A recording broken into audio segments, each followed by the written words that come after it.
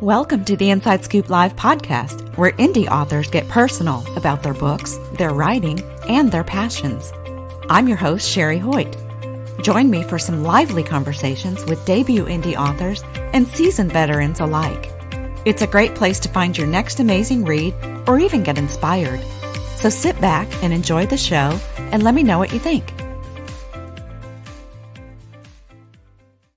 Hi everyone, today I'm talking with Vik Azeem about his latest novel, Ice Dance.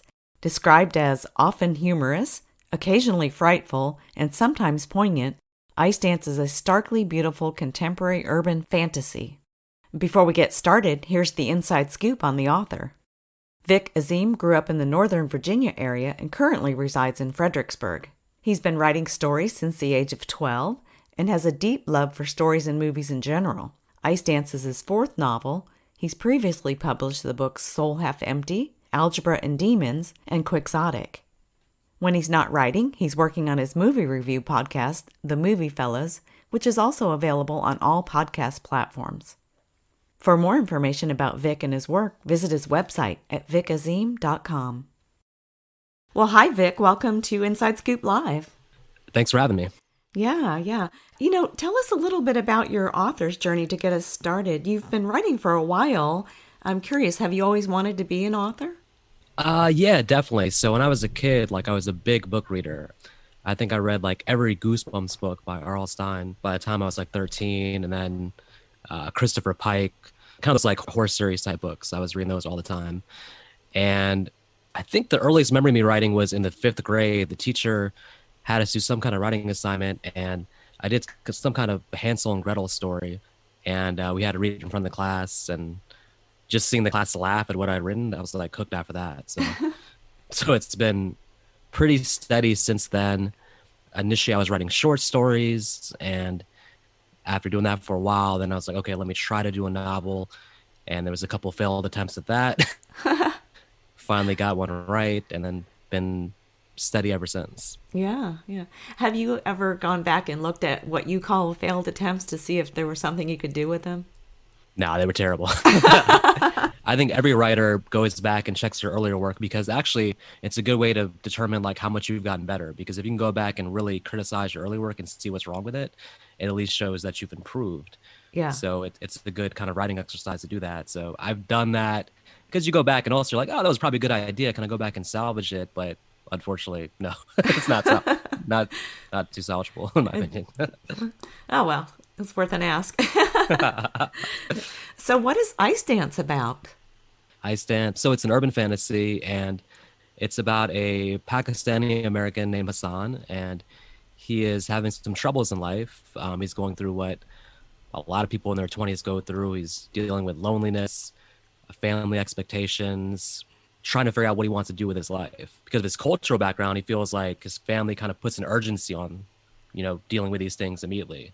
So he feels kind of a pressure from that. And kind of in the midst of him going through that, he meets a woman named Yasmin, and he kind of gets intertwined in a dangerous situation. And that invites a lot of fantasy elements, magic, evil dictators, at least one blue monster. So then you're kind of just following them on their journey. It's pretty much straight adventure from there. Technically, it's a portal fantasy, so I didn't know anything about fantasy before this book. I had to do a lot of research, and I didn't know I was writing a portal fantasy, but that's what they call it essentially, when there's different realms and portals and people travel between realms. So getting into the weeds of it is technically a portal fantasy. Yeah. What inspired this particular story? Well, so of course, I come from a Pakistani background, and I have 2 brothers. We were all born here in America. And so in all my writing, though, I've never written a Pakistani character or anybody of a South Asian heritage, because they always say basically there's always advice of don't do self-inserts and things like that. But I always kind of wanted to do a story about that, because I felt all right, I have a lot of information, inside info on this topic, and I can probably bring some authenticity to it. Yeah. Just based on my own experiences. But I didn't want a story that was just about that. I wanted that to be something more in the background, because, your background informs you.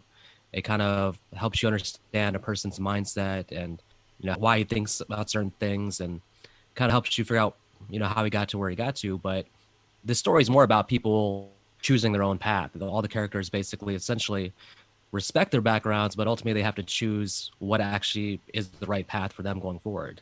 So I wanted the cultural stuff to be more in the background and then have them go on some kind of adventure. Mm-hmm. And so then I was just figuring out, okay, what is the adventure and what's in play there?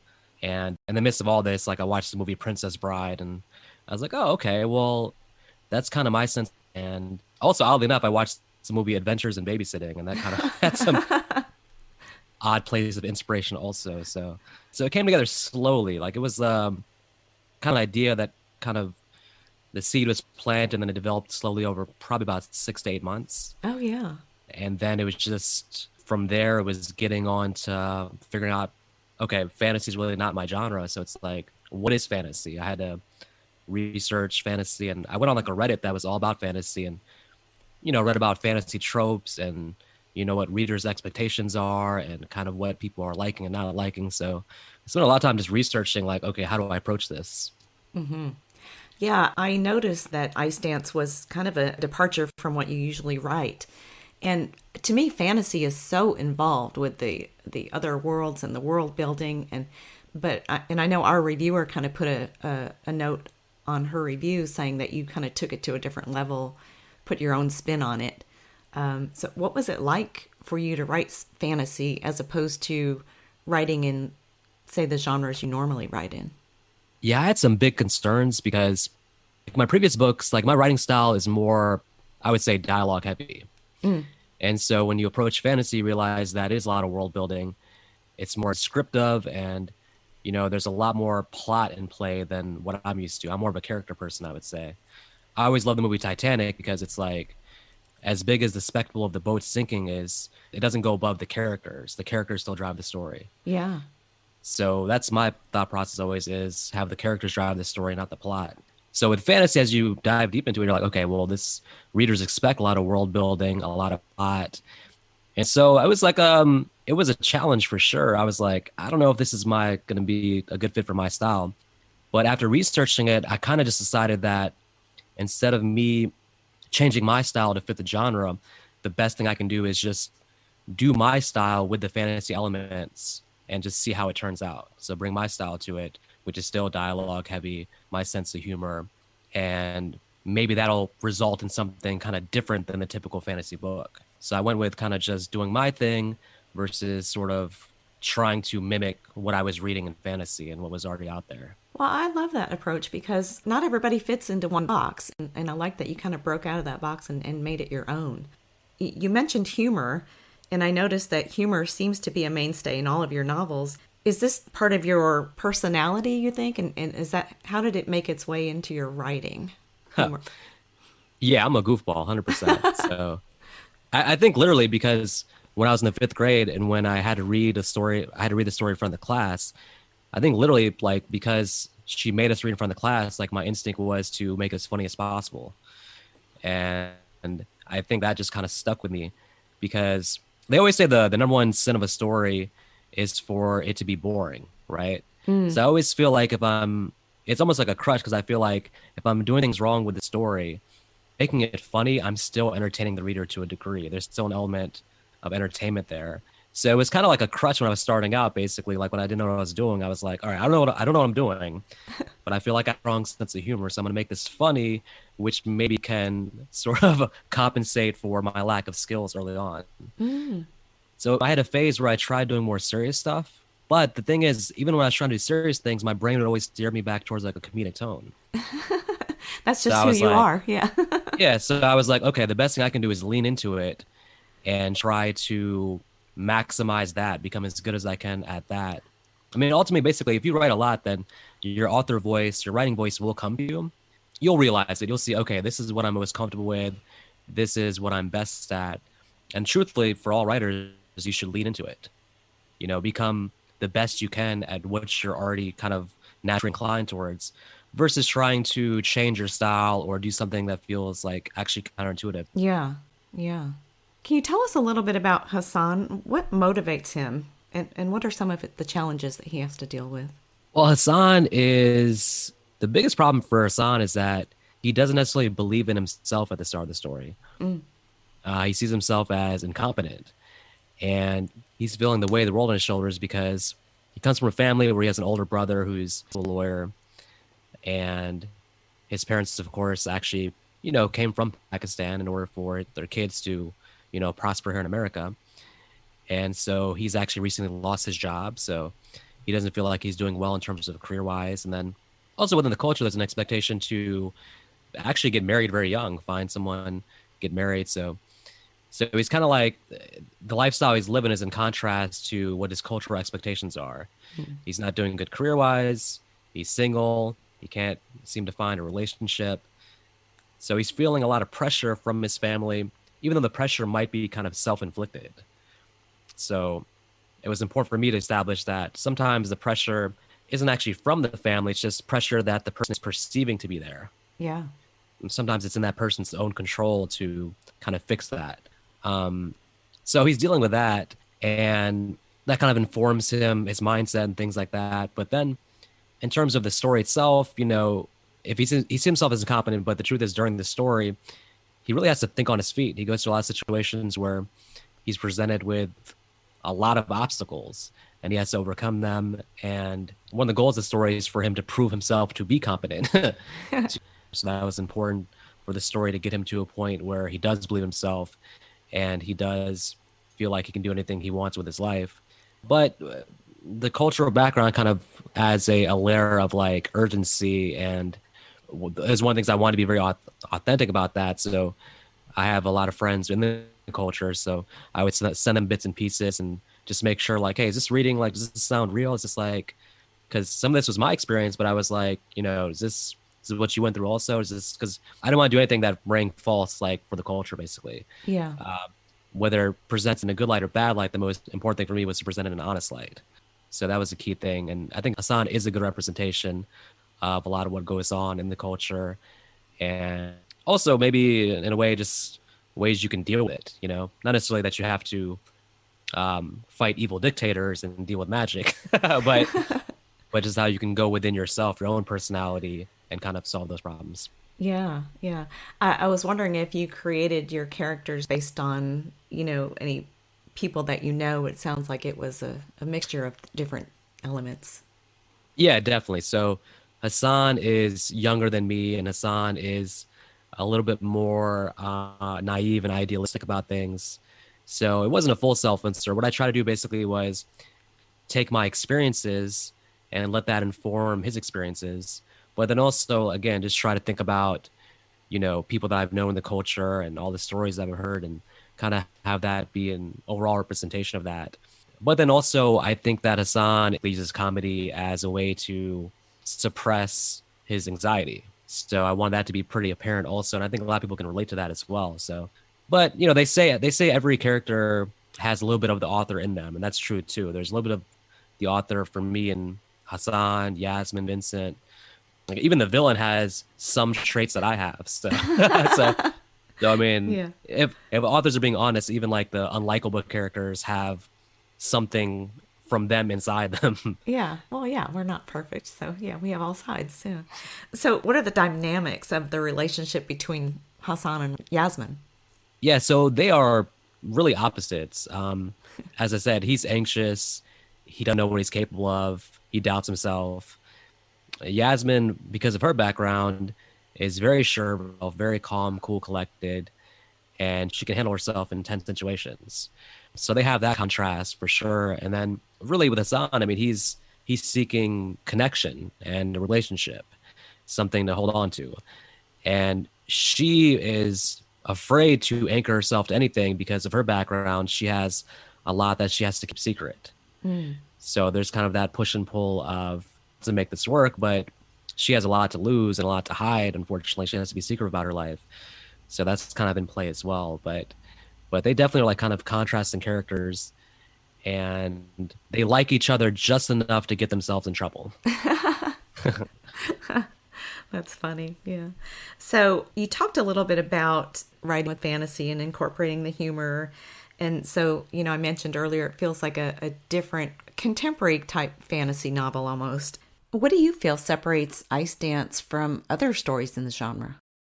Probably the biggest thing is the humor. So, I've read some fantasy books and sometimes it can be a little bit dry. Mm. So I think the humor definitely stands out in a way. And then also, again, the focus on characters. I never want, my characters to act out of a character in order to serve the story, right? My whole thing is I want to figure out what they're seeking and then just let that guide the story. And sometimes fantasy, there's a lot of like plot elements where the characters have to do certain things to drive the story. But whatever happens in terms of plot wise, I want my characters always to feel like they're honest actions that they would do. Yeah. So it's a little bit more character driven than most fantasy stories that I see. And then also, to be honest, the humor makes it very accessible. From what I've gathered, and this is how I felt too, fantasy is a bit of an intimidating genre to get into. Because, you see some fantasy books are like 800 pages and there's so much world building and so much investment. And, you can have a 10-book series. And a lot of people are intimidated by that. And I was too also. Yeah. And Ice Dance is written in a way that's very accessible. It kind of holds your hand and eases you into the fantasy. So maybe will make you want to read more fantasy. It's kind of a gateway book. So I think that the accessibility and the humor and the focus on characters are a little bit different than what's the norm in the fantasy genre. Yeah, for sure. I love character-driven novels myself. That's always been my preference. I read a lot of books and I love fantasy. I love the traditional fantasy genre, but a good character-driven story will win me over every time. Do your characters ever kind of take off on a jaunt that you didn't plan on? Yeah, absolutely. So I definitely believe in outlining a novel, right? Before you go into it, you should have a great general idea of where it's headed. And, some people do more elaborate outlines. Some people just do kind of, the big things, big picture things. Mm-hmm. That said, never be a slave to your outline, right? Never feel like you have to stick with it. Be willing to change things up. If you've done a good job in the first half of the story, then the second half of the story, by that time, it's kind of like the decisions of the story are like a joint decision. It's like you and the characters together are making the decisions. It's like author has input, but at this point, the characters halfway through are their own thing, their own entity. And they have a say in what they do going forward and how they would react. So, and that can be different from your outline. You have to be willing to kind of roll with the punches and make changes if it'll result in a more honest story for the characters. Yeah. So they definitely take on a life of their own. But those are the best stories. Like I said, when the characters are driving, I'm with you. That's what I enjoy. If the characters are on point, then you can do anything. You could have them clean out a fridge and it would be interesting because you like the characters, right? So I feel like that's a secret because there's only so many there's really no original story ideas anymore, right? Everything is going to be, derived from something, influenced by something. It's very hard to come up with a special, unique idea. But if your characters are special, your characters are unique, and you have your your voice and everything like that, you can still create something unique, even if the plot itself isn't unique. Yeah, absolutely. Because you see a lot of writers that are worried about coming up with a great story idea.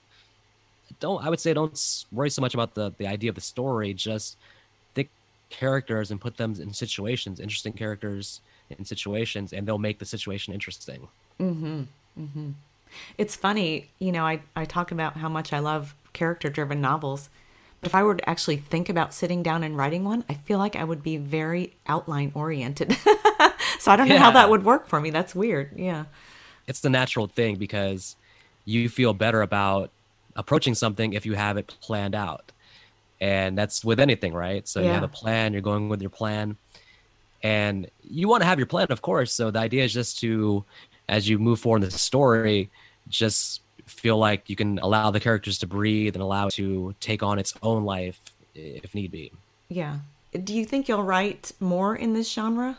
Yeah, it's very interesting because Ice Dance, without spoiling anything, is written in a way that it was important for it to be self-contained. Like I wanted to kind of wrap things up and resolve things, but at the same time, it also leaves room for more exploration because the fantasy genre is pretty big on series and sequels.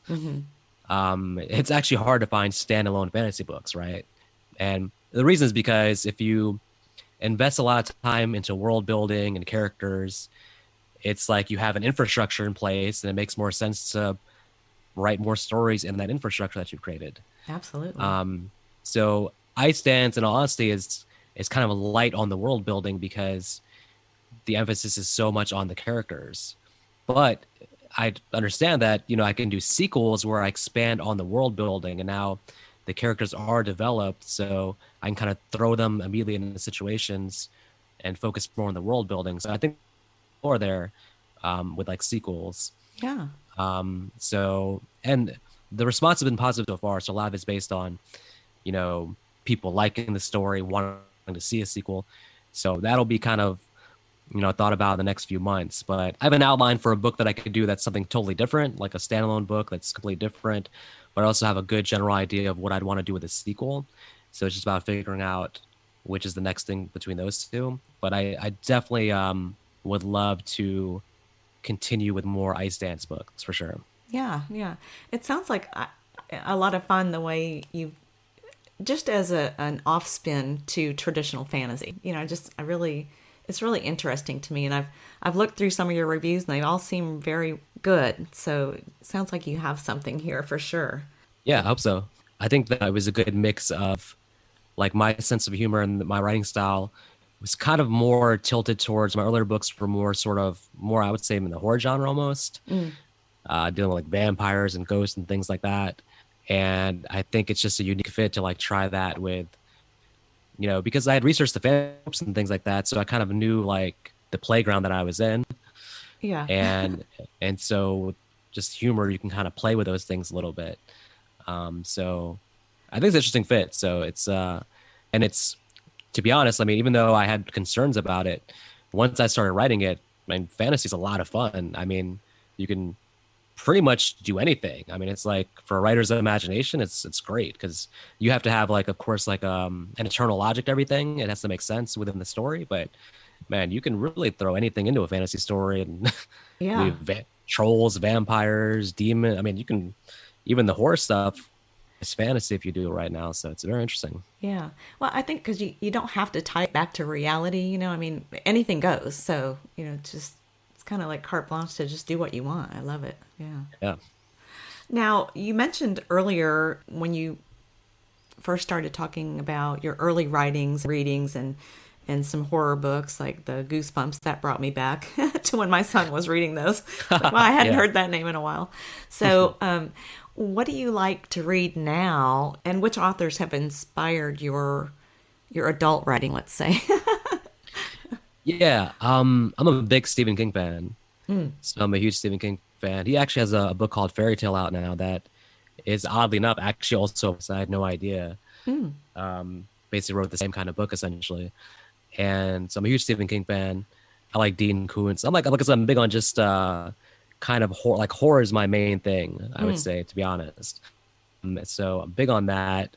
Again, was heavily inspired by R.L. Stine, Christopher Pike, but now I'm actually more I'm more exploring fantasy books. Brandon Sanderson, I think is his name. He's pretty big in the fantasy genre, so I read a book by him called Mistborn, and just gonna explore more of his books as well. And yeah, actually, it's funny. It's like I've read the first Harry Potter book, but I really need to read the entire Harry Potter series. I've never read the whole series. I've read the first couple of books, I think, and I've never read the whole series.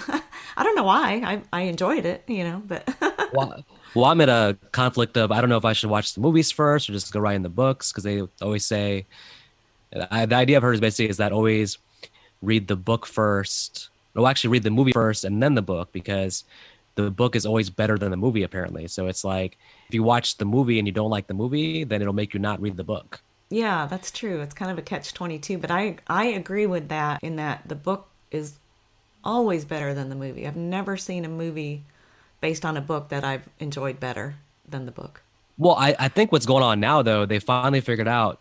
I mean, now it's the right time to do it, but a lot of books would make great TV shows, not really movies, but TV shows. And now with like the streaming and stuff, you can actually have like a TV show of a book and still get all the details in.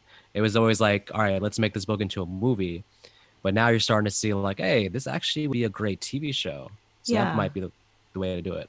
Yeah, that's true because with the movie, there's so many things you have to cut. But if you have a series, you don't really have to cut anything. Yeah. Because the movie's always missing. The reader complaint is that, hey, you left out full chapters in the movie. You have Yeah. to cut out plot points and stuff. So with the TV show, you can do all that. Yeah. Yeah.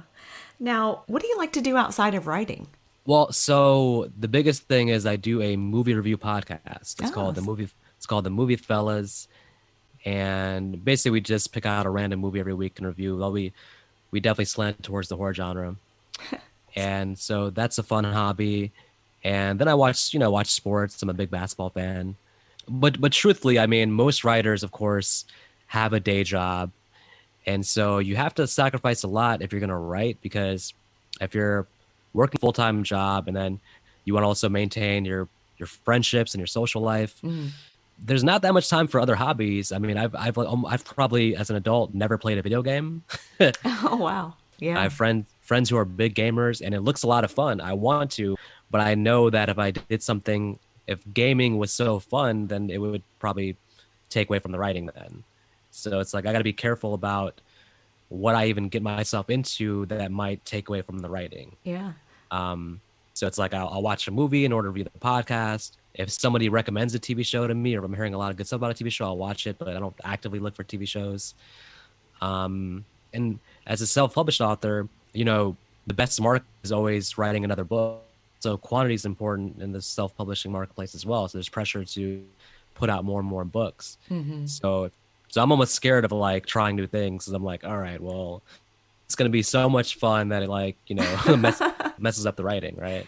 Yeah. Well, I agree with that. And that takes a lot of discipline. So good for you. Yeah. It's all about what you want to do. So, I mean, you're going to put your efforts towards what you love and what you want to do. Yeah, and I love movies as much as writing, probably. So that's where the movie review podcast feels like, all right, that's me getting my other kick out of life, basically. So that works well. Yeah. Well, and it kind of stirs the creativity as well, too. So, It really does. Yeah, the fact that watching Adventures in Babysitting ended up being a big thing, because I was like, okay, I want to do kind of that kind of thing where it's like mostly all takes place in one night. There's like they're watching a kid, so it's just a huge inspiration. yeah. Yeah.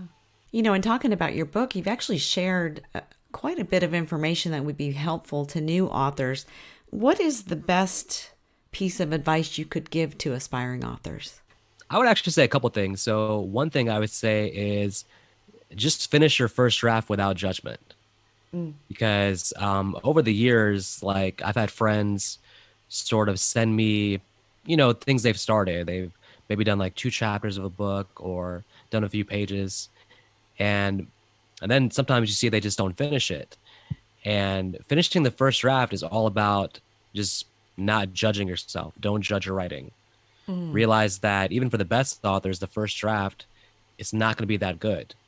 And it doesn't have to be good. It's going to get better as you rewrite it and you edit it, right? So a lot of people, they get stuck on the first draft because they're like, oh, they're reading it back themselves saying, this is terrible. I'm not good enough. I can't do this. It's like you have to really just look at that first draft as like, okay, I'm just putting the story on paper. This is just all the creativity. This is not the skill part. This is just getting my story out on paper. Not going to judge myself, not going to judge it, and go from there. People get hung up so much on just judging themselves. So complete the first draft without judgment, and then also make sure that you're enjoying what you write, because I really think readers it's like a 7th sense. I really feel like a reader can tell as they're reading the story if the author was having fun writing it. Yeah. It's on the page in a way. Like it's there, like hidden, basically, like, okay, sounds like the author's having fun with this. And the results are not guaranteed. There's no guarantees that people will like the book or that's going to make the results are not guaranteed. So you have to enjoy the process. You have to enjoy writing the story, and you have to make sure you write a story that satisfies yourself first completely, not for other people. Yeah, yeah. I agree with that 100% because, I mean, if you don't enjoy it, how do you expect anyone else to enjoy it, Yeah. Well, and that was a part of my thing when I was researching the fantasy genre. I was like, I had a conflicting moment of, do I bend my style to fit readers' expectations of the fantasy genre, or do I just do my style and see how it turns out. And it was like, you have to go with doing your own style because, again, you have to enjoy the process, enjoy writing it, and be honest yourself. Right, right. Well, Vic, is there anything else you wanted to add today? No, I just really appreciate you having me on the podcast. It's been a great conversation. Yeah, well, thank you so much for joining me today and, sharing a little bit about you and your work. I really enjoyed it. Thank you. I've enjoyed it greatly. Thank you. Thank you for joining me today for my interview with Vik Azeem, author of Ice Dance. To learn more about Vik and his work, visit his website at vikazeem.com. And be sure and check out our other interviews on InsideScoopLive.com.